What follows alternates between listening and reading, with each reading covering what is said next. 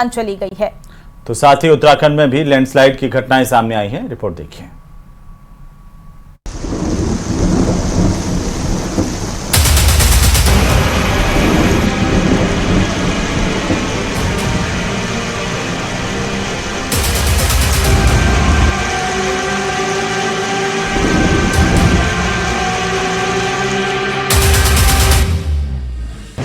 देश के कई राज्य मानसून के प्रहार के सामने पस्त हो गए हैं। आसमान से आफत की ऐसी बरसात हो रही है, हर राज्य में तबाही मच रही है।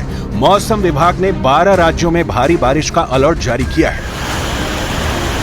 जम्मू कश्मीर में मूसलाधार बारिश की वजह से नदियां उफान पर हैं। चिनाब नदी में उफान को देखते हुए प्रशासन ने कई जिलों में अलर्ट जारी किया है। तो वहीं यूपी के कई जिलों में बारिश की वजह से हो रहा जलभराव लोगों के लिए मुसीबत बन गया। तो वहीं उत्तराखंड में बारिश की वजह से कई इलाकों में जमीन खिसकने की घटनाएं सामने आ रही हैं।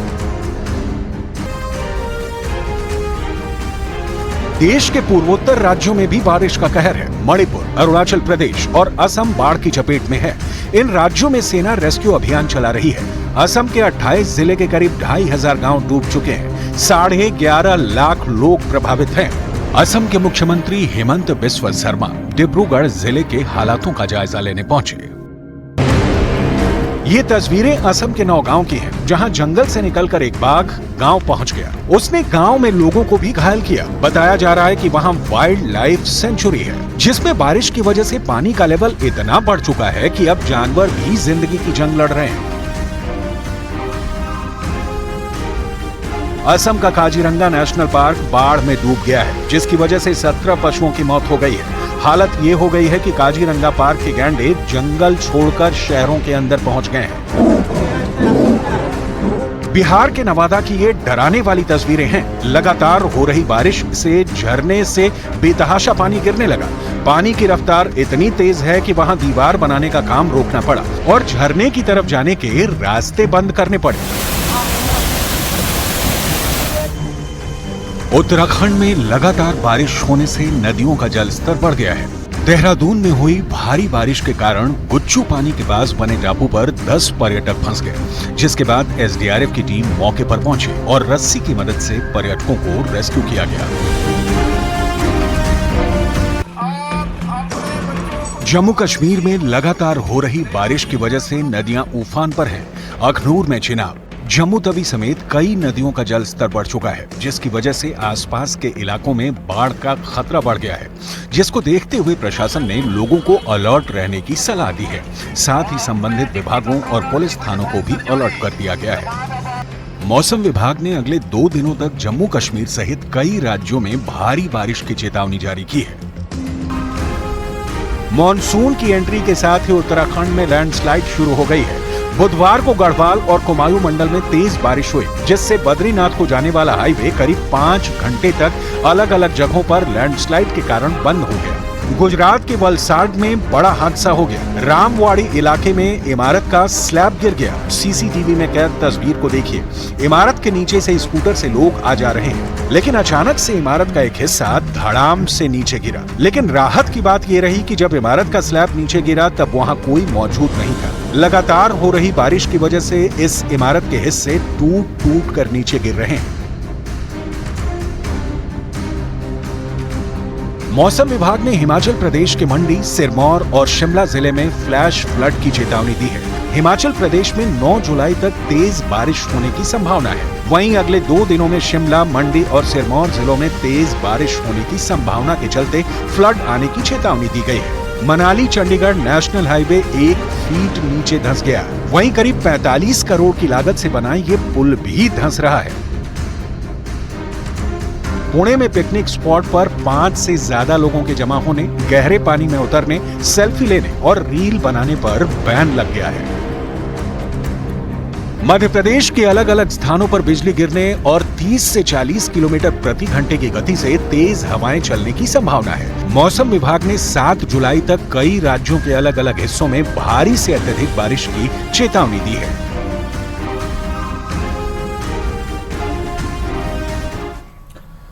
तो एक स्वयंभू बाबा जिसके अलग अलग राज्यों में करीब 25 आश्रम और अकूत संपत्ति संभालने वाले ट्रस्ट हैं जो लग्जरी गाड़ियों का काफिला लेकर चलता है और जिसके काफिले में 25 से 30 गाड़ियां हर वक्त होती थी। वो बाबा जो दान न लेने का दावा करता है, फिर भी करोड़ों का साम्राज्य खड़ा कर दिया। कैसे, कहां से आता है बाबा के पास पैसा? कौन सा अलादीन का चिराग उसके हाथ लग गया है जिससे नोटों की बारिश होती चली गई है? चलिए पूरी कहानी को इस रिपोर्ट के जरिए समझाते हैं।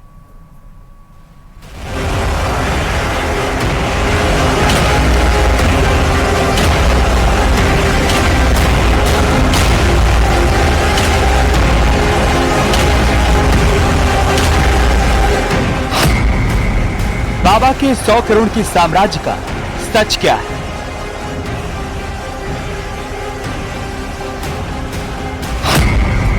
नहीं लेता था दान, ट्रस्ट ही सोने की खदान।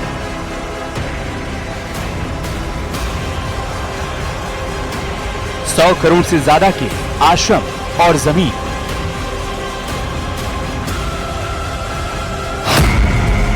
लग्जरी कारों का काफिला, आलीशान आश्रम और 80 सेवादार। ये शान और शौकत भोले बाबा की, उस बाबा की जो दावा करता है कि एक पैसा भी दान नहीं लेता। सवाल यहीं से उठता है कि जब दान नहीं लेता तो करोड़ों का साम्राज्य कैसे? हरे परमात्मा की कितनी मेहर है आप लोगों तक। अगर संस्कार न हो तो आप आना नामुमकिन का संभव। आज हम आपको बाबा की सोने की खान में लेकर चलेंगे, पड़ताल करेंगे उस पहलू की जिसके लिए इस तरह के पाखंडी धर्म का सहारा लेकर अपना धंधा चलाते हैं। हम अपनी पड़ताल में बाबा के काले साम्राज्य के सच को समझाने की कोशिश करेंगे। दर्जनों आश्रम की कहानी बताएंगे, हर आश्रम के नाम पर बने ट्रस्ट की कहानी बताएंगे, बाबा के सोने की खदान में दान करने वाले दानवीरों की लिस्ट बताएंगे। लेकिन इन सब के बीच जो दिखाई दे रहा है उसकी बात नहीं, लेकिन काले को सफेद करने वाले राज से भी पर्दा उठाएंगे। हमने जब बाबा के काले साम्राज्य की पड़ताल शुरू की तो सबसे पहली कड़ी यानी इनकम का सोर्स उसके आश्रम ही नजर आए। यूपी सहित कई राज्यों में बाबा के कुल 25 आश्रम हैं। हर आश्रम का एक ट्रस्ट होता है। हर ट्रस्ट में अलग अलग दान आते हैं। ट्रस्ट में अधिकतर सरकारी अधिकारी और कर्मचारी हैं। न्यूज 18 के कैमरे पर कई गवाहों ने बाबा के डर से बोलने से इनकार किया, लेकिन ऑफ द कैमरा उन्होंने दावा जरूर किया कि सरकारी नौकरी पर बैठे ये लोग अपनी काली कमाई ट्रस्ट में खपाने का काम करते हैं। हम इस दावे की पुष्टि तो नहीं करते, लेकिन सवाल जरूर उठाते हैं, आखिर 20,000 से 25,000 की नौकरी करने वाले लोग ये लाखों में दान कहां से लाते हैं? बाबा के खेल के दो पहलू हैं, एक आश्रम और ट्रस्ट, दूसरा सत्संग। आश्रम में कोई भी दान कर सकता है, जबकि सत्संग में सिर्फ हम कमेटी के जरिए ही खर्च का पैसा जुटाया जाता था। यहीं से हम कमेटी का खेल शुरू हो जाता है। मान लो आपको कोई सत्संग कराना है तो इसके लिए बाबा सीधे संदेश हम कमेटी के पास भेजता था। फिर हम कमेटी सत्संग में होने वाले खर्च से लेकर इंतजाम तक का जिम्मा संभालती थी। अब जरा हम कमेटी के रोल को समझते हैं।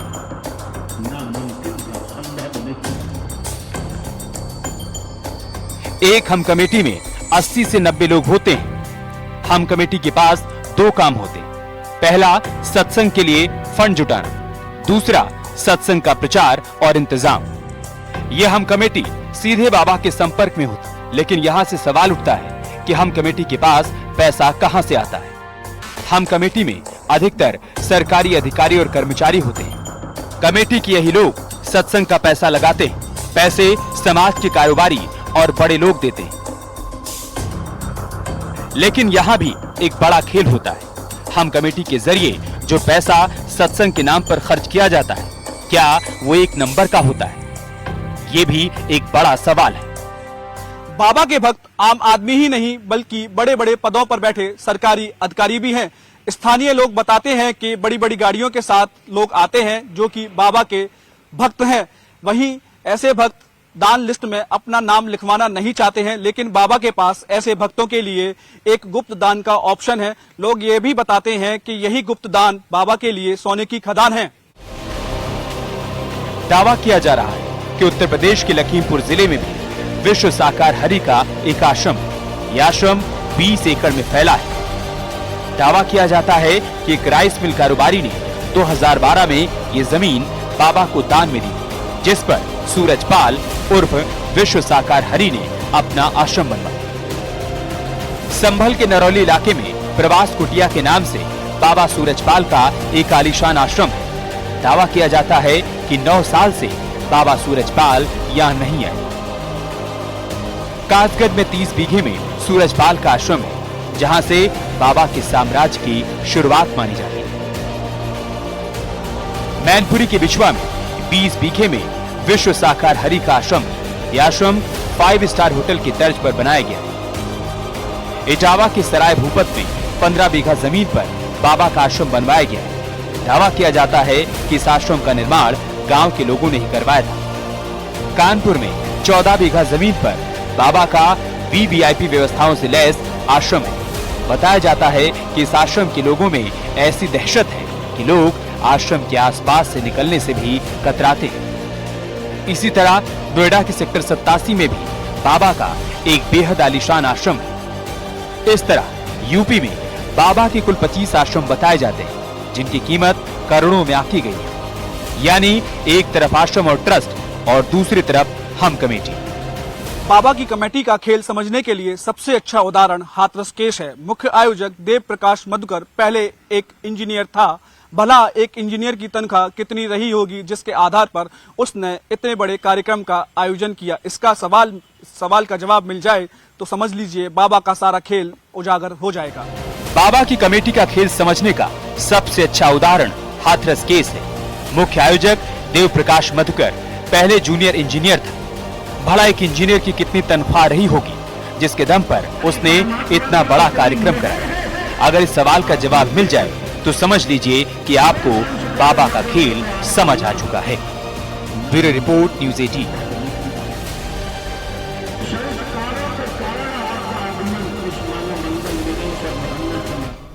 तो हाथरस की घटना के बाद एक तरफ पुलिस एक्शन मोड में है, तो दूसरी तरफ कुछ सियासतदानों को मातम पर राजनीति करने का मौका मिल चुका है।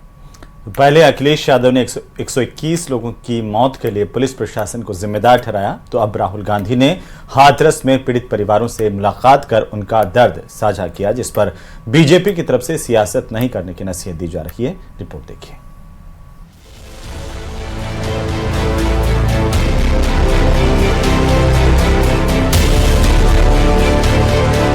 मेरी बात भी गई, मेरा बेटा भी गया भैया, मेरा जीने का सहारा खत्म हो गया भैया। क्या कहा जब आपसे मुलाकात हुई है? ये क्या था कि आप क्या चाहते हो? मैं सांसद में जाके वहाँ क्या कहते हैं इसकी अपील करूँगा। उन्होंने अब भाषण दिया है कि पीड़ितों को सही वो मिले, अच्छा है। अपने घर वालों को संभालो, उन्होंने यही कहा है मुझसे, जो कि मैं जब से मेरी बहन गई तब से मैं करी नहीं हूँ। भगदड़ कांड के पीड़ितों से राहुल की मुलाकात। पीड़ितों के जख्मों पर राहुल गांधी का मरहम। हाथरस की कहानी का राजनीतिक रोड मैप।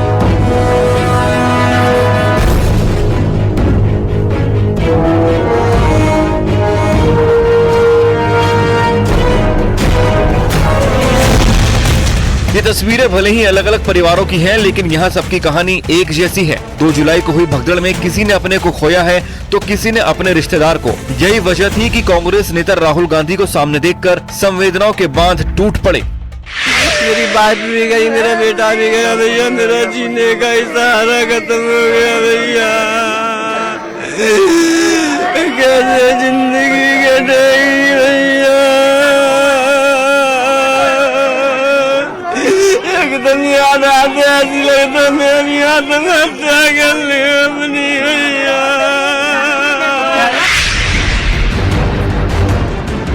हाथरस और अलीगढ़ में राहुल गांधी पीड़ित परिवारों के जख्मों पर मरहम लगाने पहुंचे थे, लेकिन ऐसे मौकों पर सियासी हमलों की भी गुंजाइश होती है। लिहाजा राहुल गांधी ने सरकार और प्रशासन को घेर लिया। अच्छी बात है, बहुत परिवारों को नुकसान हुआ है, काफी लोगों की मृत्यु हुई है। मैं इसको राजनीतिक प्रिज्म से नहीं कहना चाहता हूँ, मगर प्रशासन की कमी तो है जी, और गलतियां तो हुई हैं, तो ये पता लगाना चाहिए। और शायद सबसे जरूरी बात कि कंपनसेशन सही मिलना चाहिए, क्योंकि ये गरीब परिवार है और मुश्किल का समय है इनके लिए, तो कंपनसेशन ज्यादा से ज्यादा। और मैं यूपी के चीफ मिनिस्टर से विनती करता हूं कि दिल खोल के कंपनसेशन करें। इससे पहले राहुल गांधी एक नहीं कई परिवारों से मिले, लेकिन न्यूज 18 इंडिया के संवाददाता ने जब राहुल से सवाल करने की कोशिश की तो उन्होंने कोई जवाब नहीं दिया।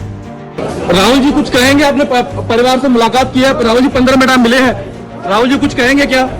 समय कम था, लोगों की तकलीफ ज्यादा थी, इसीलिए राहुल गांधी भी जल्द से जल्द उन परिवारों का दर्द बांटने की कोशिश कर रहे थे जिन्होंने 2 जुलाई को हुए हादसे में किसी अपने को खोया था। इस दौरान पीड़ित परिवारों से राहुल गांधी ने हाथरस भगदड़ कांड का मुद्दा संसद में भी उठाने की मांग की। ये क्या था कि आप क्या चाहते हो, मैं सांसद में जाके वहाँ क्या कहते हैं इसकी अपील करूंगा, ये मुआवजा कम दिया जा रहा है और इस मुआवजे को बढ़वाने की कोशिश करूंगा। बोल रहे हैं हमारी यहाँ पे वो नहीं है सुनवाई और हम बाहर आके उठाएंगे। उन्होंने बताया वो उसमें विधानसभा में वो उठाएंगे सवाल, और सवाल के तहत जो कुछ होगा तो वो किया जाएगा। राहुल गांधी के बयान की सियासी लपट बीजेपी के दरवाजे तक भी पहुंच गई। वो चिंता न करें, आ चुके हैं। वहाँ संवेदना व्यक्त करने के साथ साथ हमारा प्रथम उद्देश्य होना चाहिए कि मृतक आश्रित के परिवारों के कल्याण के लिए सोचें, उनका मुआवजा दें और उनका इलाज कराएं। तो मैं उत्तर प्रदेश के मुख्यमंत्री गए थे, मेरी लोकसभा के लगभग 17 लोगों की मृत्यु हुई है, उनके घर पे भी हो आया हूँ और प्रतीकात्मक कल सुबह चेक भी दे के आया हूँ, और जो बचे हुए लोग हैं उनके यहाँ भी जाऊंगा। हाथरस भगदड़ कांड का मुद्दा लगातार गर्म हो रहा है, यही वजह है कि इसकी तपिश अभी और दूर तक जाने वाली है। और चलिए अब बात करेंगे फर्जी डिग्री की। फर्जी डिग्री जारी करने के मामले में एसओजी ने बड़ी कार्रवाई की है। 2 यूनिवर्सिटीज पर और उनके डायरेक्टर और संचालकों को गिरफ्तार किया है। एसओजी का ये एक्शन ओपीजेएस यूनिवर्सिटी और सनराइज यूनिवर्सिटी पर हुआ है। ये रिपोर्ट देखिए।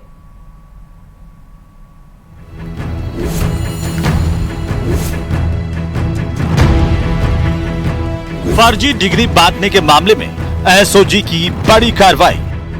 ओपीजेएस यूनिवर्सिटी का संस्थापक गिरफ्तार, MK university partner Jitendra Yadav भी गिरफ्तार।